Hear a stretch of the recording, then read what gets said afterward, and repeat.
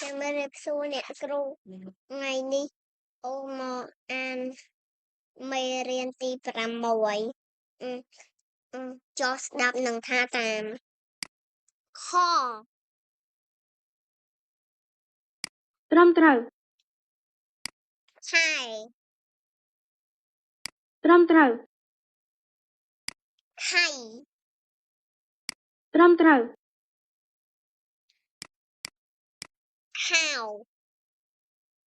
ត្រឹមត្រូវ ហម ត្រឹមត្រូវ ខំ ត្រឹមត្រូវ ខាស់ ត្រឹមត្រូវ ហួ ត្រឹមត្រូវ ខាស់ក ត្រឹមត្រូវ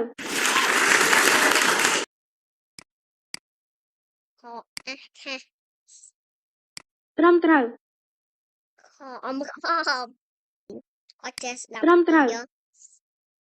ត្រឹមត្រូវ ខអាំខំ ត្រឹមត្រូវ គូរគួ ត្រឹមត្រូវ ខៃនេះ ត្រឹមត្រូវ ខែ ត្រឹមត្រូវ ខោ ត្រឹមត្រូវ ខ ត្រឹមត្រូវ ខា